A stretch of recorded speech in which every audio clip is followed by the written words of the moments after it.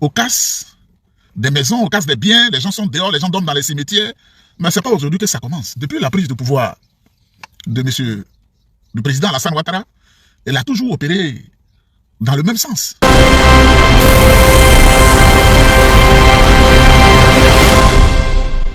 Suivez les informations en Afrique et partout dans le monde en temps réel sur la chaîne Tony. Et avant toute chose, likez, abonnez et surtout activez la cloche de notification pour ne rien louper. Aujourd'hui, je vais vous partager une nouvelle vidéo. En Côte d'Ivoire, on assiste dans cette période de pluie intense aux casses des maisons, on casse des biens, les gens sont dehors, les gens dorment dans les cimetières. Mais ce n'est pas aujourd'hui que ça commence. Depuis la prise de pouvoir de du président Alassane Ouattara, elle a toujours opéré dans le même sens. Les gens ont toujours dormi dans les cimetières. Mais comme sa magie est forte, il y a des gens qui le soutiennent aveuglément sur la base de la religion et de l'ethnie. Parce qu'il s'appelle Ouattara. Donc tout ce qu'il fait, c'est bon.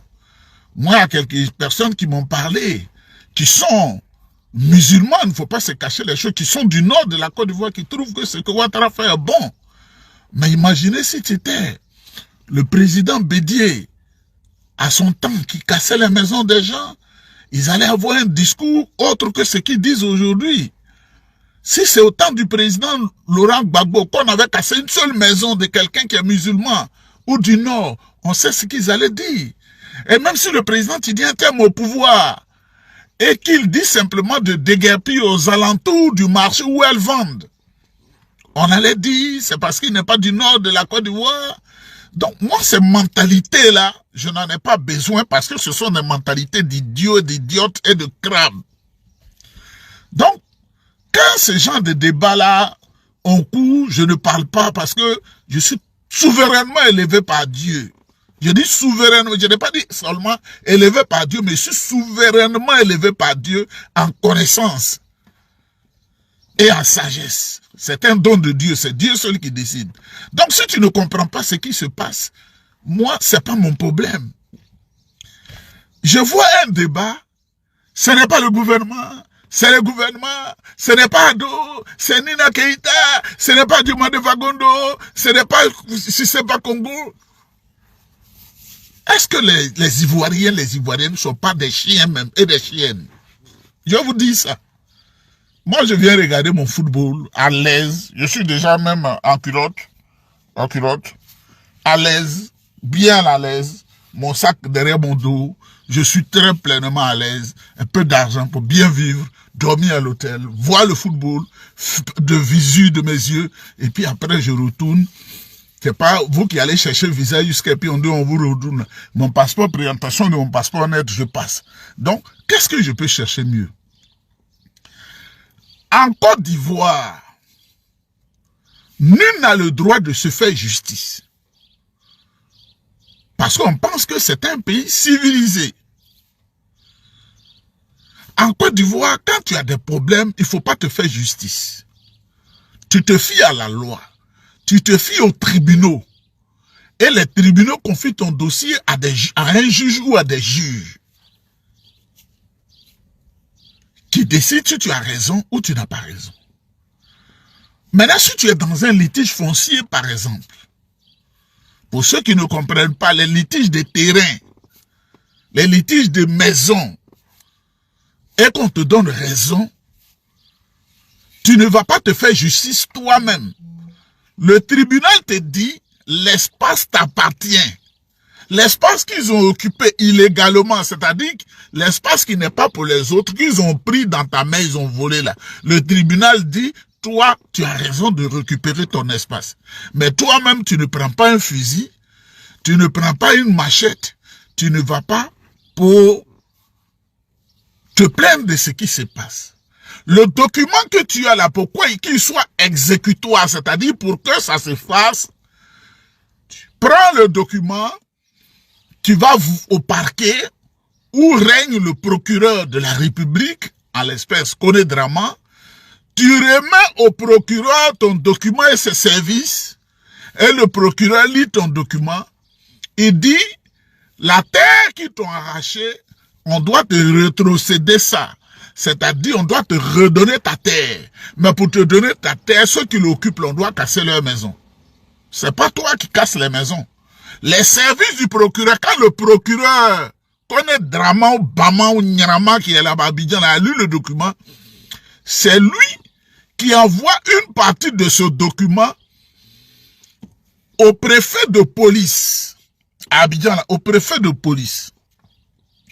Et le préfet de police, qui ne va pas sortir de son bureau pour aller exécuter le document qu'il a reçu des mains du procureur, il délègue la force publique. La force publique, là, c'est pas dit que c'est une force qui est là et puis on l'utilise comme on veut. Les policiers, la gendarmerie, mais en l'état, à l'espèce, c'est la police. Donc, le procureur donne ordre au préfet de police et le préfet de police, avant d'exécuter, il fait une note et il envoie le document au ministre de la Sécurité. Là, c'est mon frère Diomandé Vagondo. Donc, les juges sont informés, qui ont fait la décision, le procureur informé, et lui, comme connaît Draman, Obama, Nyarama, là, peut pas aller sur le terrain pour exécuter, et il envoie la force publique, et puis on mobilise tous les moyens, les caterpillars et tout ça. Mais de vous à moi, on dit le terrain appartient à un certain, à lui, Broujac, un homme à la retraite. Quelles que soient les fonctions que tu occupes, quand tu es à la retraite, tu es diminué financièrement. Lui, on parle de 90 poclins qui sont allés casser les 34 hectares à Koumassi, campement. Un poclin, 500 000 francs par jour. Donc 90, ça fait 45 millions par jour. Lui peut avoir ça. Ce monsieur-là peut avoir ça. 45 millions par jour. Et c'est pas une seule journée qu'ils ont faite. 4 jours. Donc, quand multiplier 45, ça fait 180 millions. En 4 jours. Monsieur, à lui, Brou Jacques, est-ce qu'il peut avoir cela? Mais quand je tiens compte de la confession de monsieur Alou Broujac, tout est clair. Je vais aller doucement. Tout est clair. Elle a dit, c'est Nina Keïta, la nièce d'Alassane Ouattara, la même là, qui est dans les dossiers Epstein. La même bandite à la tête de l'État. Voyou. C'est elle qui lui a dit, on doit casser 5 maisons pour que tu aies ton espace, mais on va profiter de ta grosse pour casser tout Koumassi campement et puis on va te donner 50 millions. Et ce monsieur Alou Broujac a joué à ce jeu. Il a joué à ce jeu. Il a accepté sous la pression du gouvernement où le procureur informé. On ne déplace pas les policiers là. Alou Broujac, à lui seul, ne peut pas mobiliser plus de 20 policiers sans que l'administration ne soit informée. Surtout qu'aujourd'hui, en Côte d'Ivoire, l'État est bien placé pour vous dire, ils sont regardants sur même les déplacements. Quand les gendarmes doivent se déplacer, 10 doivent se déplacer dans un véhicule militaire d'une zone à une autre, il y a un document qu'on fait. C'est ça l'armée. Quand la police là, on doit déplacer un cargo, il y a un document qui se fait. Parce que quand tu n'es pas dedans, tu sais, tout est millimétré. Le commissaire qui leur donne l'ordre de quitter Yopougon pour aller à Port-Boué, ils vont faire quoi? Il y a des registres de transmission. Donc quand les policiers quittent la préfecture de police pour aller à Koumassi, en grand nombre, tout ce qu'ils doivent faire, tout est mentionné, le ministre de l'Intérieur est formé, et tout ce qu'il dit sur la radio de transmission qu'on appelle la radio Minos. Vous savez, j'ai fait certaines choses pour l'État, alors que je ne suis pas policier, ni gendarme, ni policier. Sous le président Fauboigné, sous le président Bédier. Donc leur organisation, là, je connais ça. C'est pourquoi ils ont voulu me donner de faire la formation de commissaire de police. C'est moi-même qui ai refusé parce que je voulais étudier encore C'est un bon métier, mais je dis non, je ne veux pas. J'avais aussi peur des armes. Parce que je ne suis pas capable d'attraper un policier. Donc, ce qui se passe à Abidjan, Tene Biraima Ouattara informé, Madame Ouattara informé, Alassane Ouattara informé, le procureur de la République informé, Nina Peou informé, Tene Biraima Ouattara informé, et Cissé Bakongo est l'exécutant de tout le système.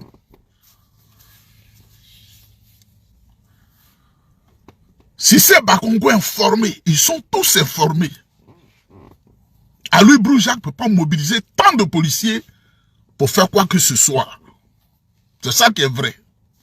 Mais comme nous sommes dans une situation où l'idiotie s'est emparée des esprits des Ivoiriens qui ne connaissent rien, moi je connais. Ça va te faire mal jusqu'à mais je connais.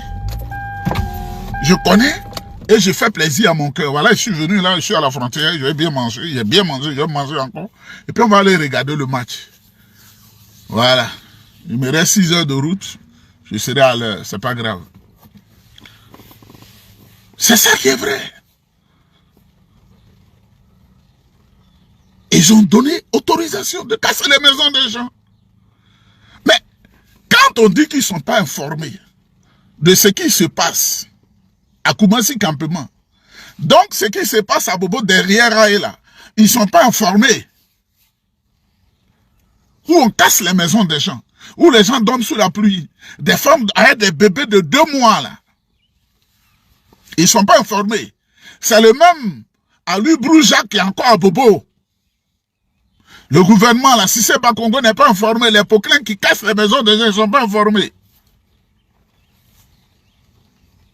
Ce qui se passe à Vridi Canal là, le procureur n'est pas informé. Cissé Bakongo n'est pas informé. C'est le même Aloui Broujac qui a Vridi Canal. Madame, mesdemoiselles et messieurs, moi je ne veux plus trop parler parce que je ne suis pas un idiot. Je suis trop intelligent même, trop brillant même. Quand tu le dis, ça peut... Le président Tidjane Thiam, lui, ne va jamais vous dire je suis brillant. Mais moi je suis brillant. Dieu m'a créé brillant. Et je n'ai pas empêché quelqu'un d'être brillant. Donc je m'en fous. Le président Tidjane Thiam, lui, il est président du PDCI-RDA, il ne va jamais dire ça pour ne pas vous frustrer. Mais moi, j'ai quel poste? J'ai pas de poste. Je suis brillant. Très, très, très brillant même. Dieu a fait pour moi ce que je souhaitais en refusant un certain poste en Côte d'Ivoire parce que la révélation m'avait été faite déjà que voilà ce qui va arriver.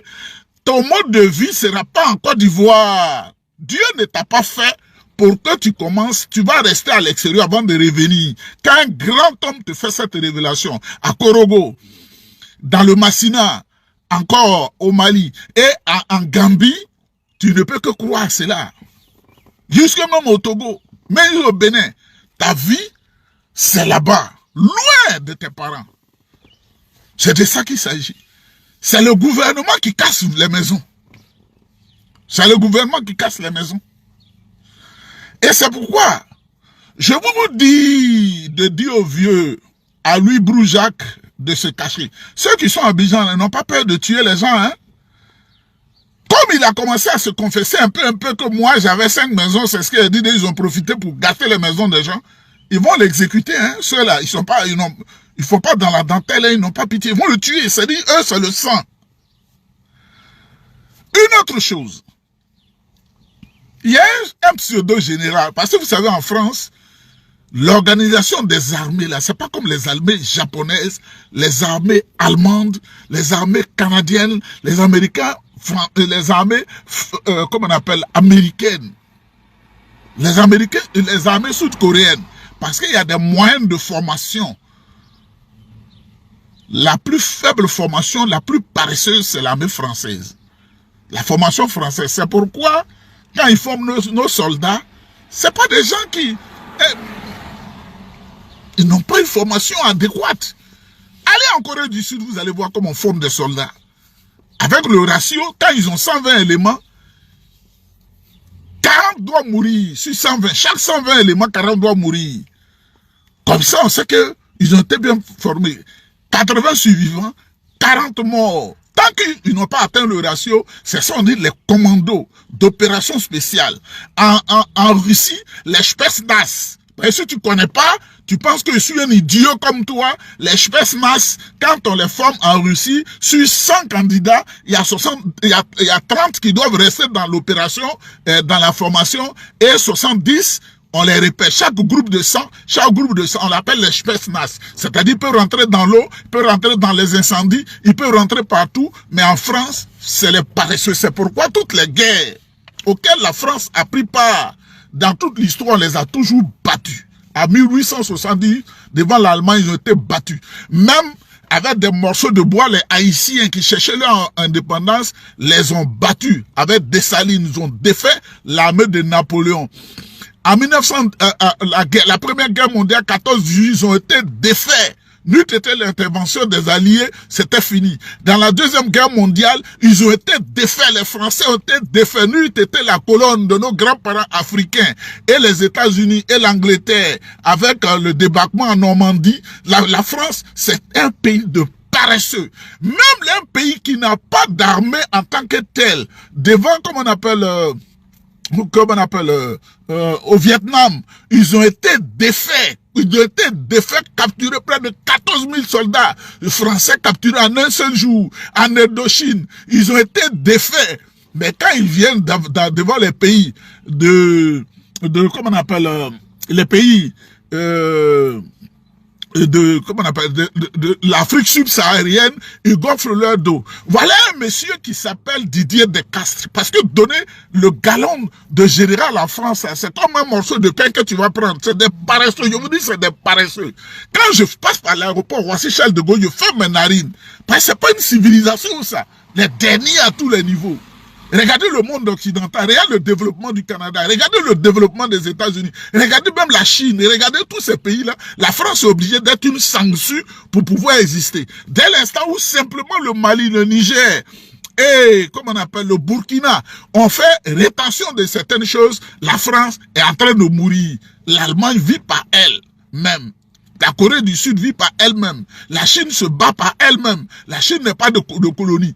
Donc quand tu vis en France et que tu es fier de vivre en France, tu vis dans la merde, tu vis dans la gadoue. Voilà un général qui s'appelle Didier Descastres, dont le nom doit être lié à tout ce qui se passe à Abidjan. Il dit que c'est eux qui ont bombardé Abidjan pour faire de M. Dramane Ouattara président de la Côte d'Ivoire. Naturellement, quand tu fais une opération, on doit te payer en retour. Donc c'est lui qui était dans la rébellion en Côte d'Ivoire avec les forces machines qu'on appelle les gazelles. Ça, c'est pas des avions militaires, ça. S'ils sont au-dessus du sol, même, burkinabé, on les écrase en une journée. Ça, c'est pas des gens, ça.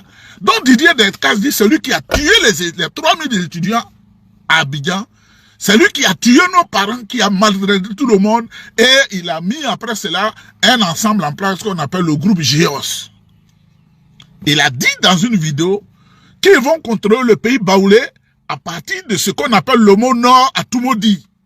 Ils vont prendre les terres des baoulés. C'est lui qui l'a dit. Si tu es un ignorant que tu ne sais pas, sache que Nyeba, c'est une brillante personne. Tant que je n'avais pas atteint mes objectifs, je n'allais pas le dire. Brillante personne, et je remercie Dieu chaque jour. C'est pas Dieu, on prie, et puis tu n'as aucun résultat, tu manges pas bien, tu dis, tu pries Dieu là. Dieu a été concret dans ma vie, je voudrais lui dire merci. Ce chien qui se dit général là, il a pris toutes les parts du porc, le vrai gâteau, les parts essentielles du porc, il s'est accaparé cela. Et il a dit, il lui faut Port-Boué et il lui faut Koumassi. C'est ça qui est vrai. C'est-à-dire l'enclave qui entoure la C43 Mbima, où ils ont fait semblant de partir pour reconvertir cette enclave-là en zone opérationnelle militaire secrète de la France. La France qui n'a jamais gagné de guerre. Même aujourd'hui en Centrafrique, ils ont peur de mettre les pieds. Au Burkina, ils ne peuvent pas. Au Niger, il ne peut pas. Au Mali, il ne peut pas parce que les supplétifs russes sont là pour les casser comme des morceaux de canne à sucre. Un faux pays. Un pays bâtard. France, c'est pas un pays. Donc, mesdames, mesdemoiselles et messieurs, Ouattara a vendu toute la Côte d'Ivoire. Ouattara Draman a vendu la Côte d'Ivoire. C'est de ça qu'il s'agit. Il a vendu la Côte d'Ivoire.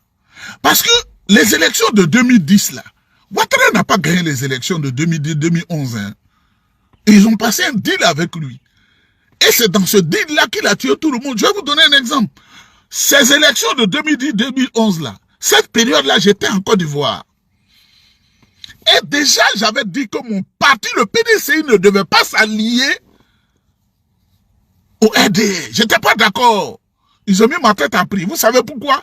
Ce chien de Venance qu'on a là, pendant la campagne, j'ai pondu un document dans lequel j'ai expliqué que l'avion, le petit avion qu'on appelle les Peepers, le Peeper que Alassane Ouattara utilise pour se pavaner dans le ciel ivoirien, c'est un petit avion qui appartient à Victor Boots, qui est grand trafiquant de drogue à l'international, c'est un Thaïlandais. Je l'avais déjà dit. Et j'ai reçu les menaces graves de Venance Kona parce qu'il était dans la fièvre de l'alliance du PDCI RDA avec le RDR. Quelqu'un qui vous a chassé du pouvoir d'État, vous pensez qu'il peut se discipliner pour vous faire plaisir? Je l'avais déjà dit. Ils ont mis ma tête à prix, mais ils ne savent pas que je suis un stratège. Un homme qui sait faire les choses. Et Venance Kona ne s'est pas attardé d'écrire, il reprend direct à ma personne et m'appeler pour me menacer au téléphone. C'est Nyeba, non? Je dis oui, c'est lui. Tu es FPI maintenant. Je dis je ne suis pas FPI, mais votre alliance, je ne suis pas d'accord avec. Il a promis la mort. Quand ils sont allés à l'hôtel du Golfe, ils ont fait le complot, il faut décapiter Nyeba. Et que le coup de fil est venu là-bas, parce que je suis partout. J'ai dit, messieurs, là, ils perdent leur temps. Je quitte le pays, je m'en vais. C'est ça. Vous comprenez? Donc, le président Gbagbo allait s'allier à Ouattara en lui permettant d'être candidat à l'élection présidentielle. Quand tu es PPACI, là, tu dois dire félicitations à Gbagbo qu'il a fait. Le président Bédié dit qu'il allait faire alliance de RHDP avec Ouattara. Ouattara est venu au pouvoir. Il a construit un pont, lui a donné non, il faut dire la vérité. Quand tu es PDCI, tu dois applaudir le président Bédié. Tu as bien fait, tu as bien laissé les Ivoiriens dans de bonnes conditions aujourd'hui. Et Ouattara a profité de la naïveté du président Bédié, de la naïveté du président Laurent Gbagbo. Et voilà la Côte d'Ivoire en train de souffrir. Parce que ce sont les deux-là qui ont manipulé les Ivoiriens pour les vendre aux mains de Ouattara, qui Ouattara à son tour a vendu la Côte d'Ivoire. Quand je parle, on dit tu ne viendras pas en Côte d'Ivoire. Vous pensez que la Côte d'Ivoire est belle? Vous pensez que la Côte d'Ivoire est belle? Vous pensez que la Côte d'Ivoire est belle? Même tu es en Côte d'Ivoire, on est en train de jouer au Ghana, tu ne peux pas prendre ta voiture facilement, le carburant, le prix, alors qu'on produit le carburant, hein, le prix là, tu ne peux pas aller au Ghana ou au Nigeria ou au Togo ou je ne sais pas où là. Mais voilà, je suis à la frontière, je vais regarder le match, mon cœur plein comme ça, et mon portefeuille plein aux as, et je retourne paisiblement pour oublier mes soucis. Donc, les Ivoiriens, réglez vos problèmes, c'est pas, oui, tu ne dis rien, tout est faux en Côte d'Ivoire, tout est business en Côte d'Ivoire, tout est faux, tout est sur la base ethnique. Chacun soutient celui qui est de son ethnie, chacun soutient celui qui est dans sa religion, chacun soutient celui qui est de sa région. Donc, il faut regarder. Il faut vous regarder. Moi, je n'ai pas cette éducation-là. Je m'en fous de l'ethnie de quelqu'un. C'est la valeur qui est en lui, là. Mais je comprends, les gens ne sont pas allés à l'école, les gens, c'est leur nourriture principale, c'est le garba. Donc, il ne peut pas comprendre qu'au-delà de tout ça, là, l'ethnie n'est rien. C'est comme si vous êtes les Blancs, et puis les Blancs tenaient compte de votre peau. Moi, ils disent d'ailleurs que je suis un Indien, les Blancs disent que je suis un Indien. Mais je ne le suis pas. Je suis d'origine africaine, mais je suis albinos. Je suis rouquin. Donc, je vous comprends, mais votre souffrance là, c'est vos aînés qui ont préparé ça, c'est le président Bédié qui a préparé ça.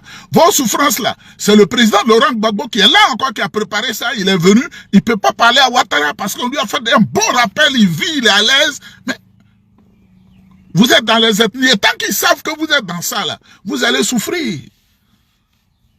Quand tu es PPACI, tu vois la Côte d'Ivoire sous l'angle du PPACI. Quand tu es PDCI, tu vois le pays sous l'angle du PDCI. Quand tu es FPI, tu vois, il n'y a pas une vision globale, il n'y a pas une vision nationale. Quand tu es du Nord, tu vois la Côte d'Ivoire sous l'angle sous le prisme du Nord. Quand tu es du Sud, ton œil tourne vers le Sud avant de juger. Quand tu es du Centre, tes yeux deviennent bleus avant de juger. Quand tu es de l'Ouest, tes yeux deviennent violets avant de juger. Quand tu es de l'Est, tu as une manière de juger. Comment? Où allons-nous arriver avec ça? Où allons-nous arriver avec ça? Moi, je connais des gens qui étaient contents parce qu'ils ont attrapé le président Gbagbo, ils l'ont emmené à La Haye. Simplement sur la base ethnique. Ils ne lui reprochaient rien.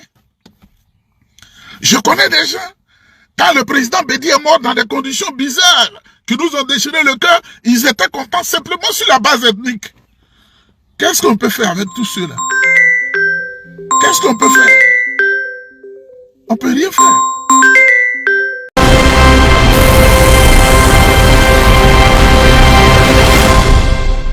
Ok, je pense que nous sommes arrivés à la fin de notre vidéo. C'était votre gars Tony. Et surtout, essayez de liker et d'abonnez-vous. Et n'oubliez pas d'activer la cloche de notification pour ne rien louper de nouvelles vidéos à venir. On est ensemble. Ciao.